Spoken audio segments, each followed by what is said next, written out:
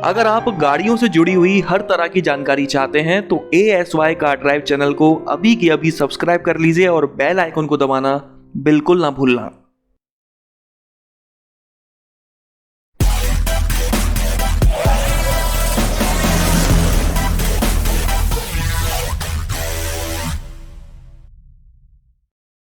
नमस्कार, इस वीडियो में मैं आपको बताने वाला हूं कि ऐसे कौन कौन से आधुनिक सेफ्टी फीचर्स हैं जो इंडिया के बाहर दूसरे देशों की गाड़ियों में तो मिल जाते हैं, लेकिन इंडिया के अंदर करोड़ों रुपए की गाड़ियों में भी नहीं दिए हुए हैं।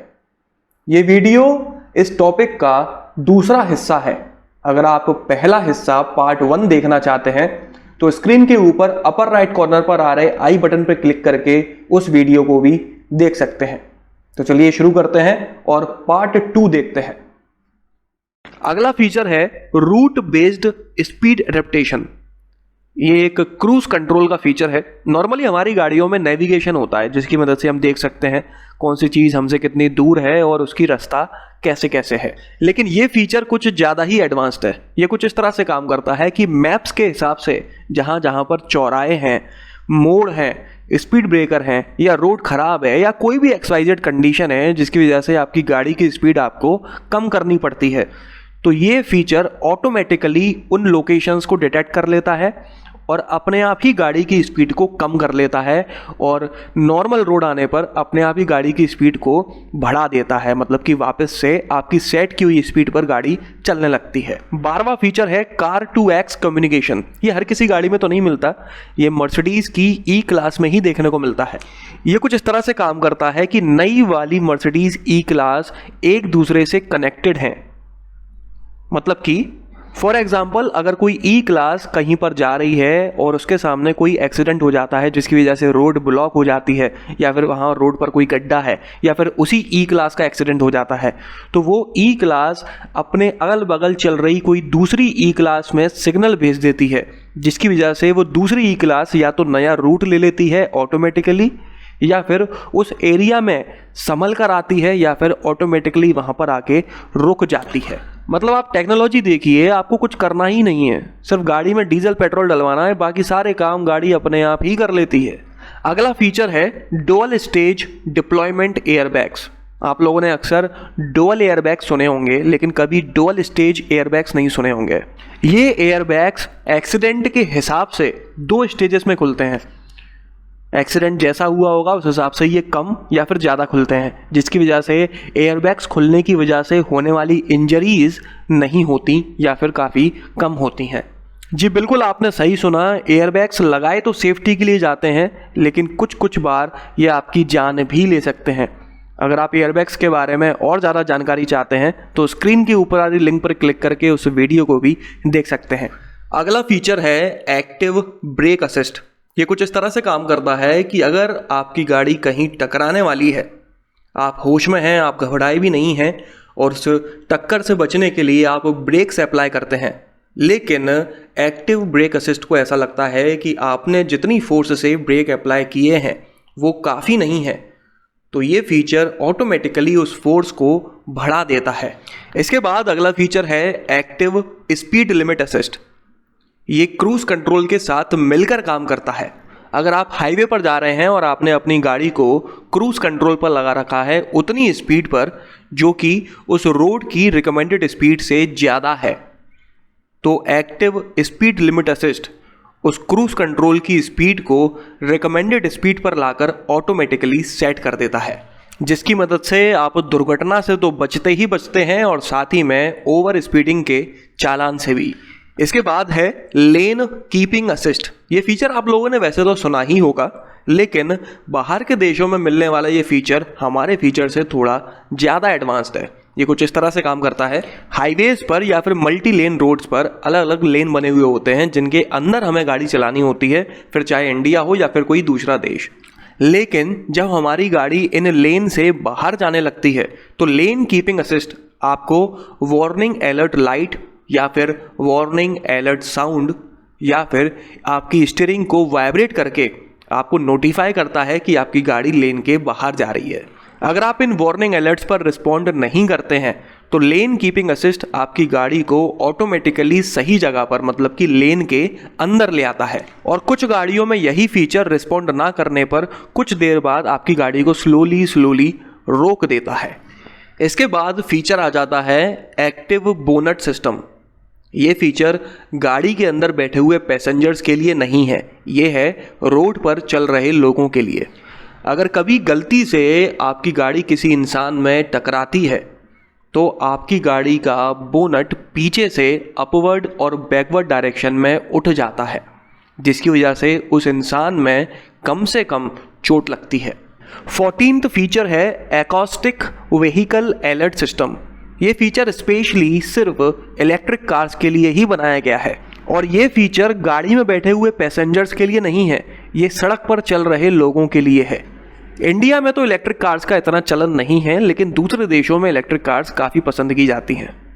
इलेक्ट्रिक गाड़ियाँ इतनी ज़्यादा साइलेंट होती हैं कि पता ही नहीं चल पाता कि हमारे पीछे कोई इलेक्ट्रिक कार चल रही है, जिसकी वजह से कईयों बार एक्सीडेंट्स हो जाते हैं।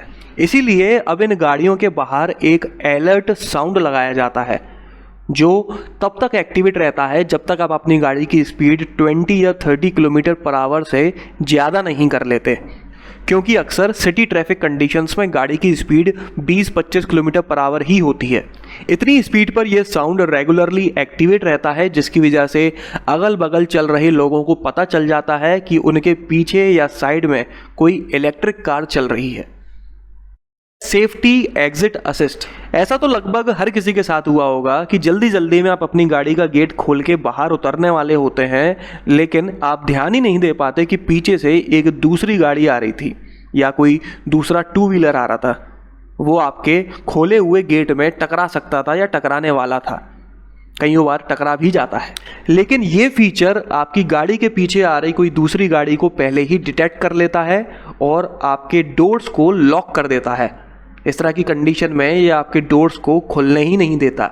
जब वो गाड़ी वहाँ से निकल जाएगी तो आपके डोर्स ऑटोमेटिकली खुल जाते हैं।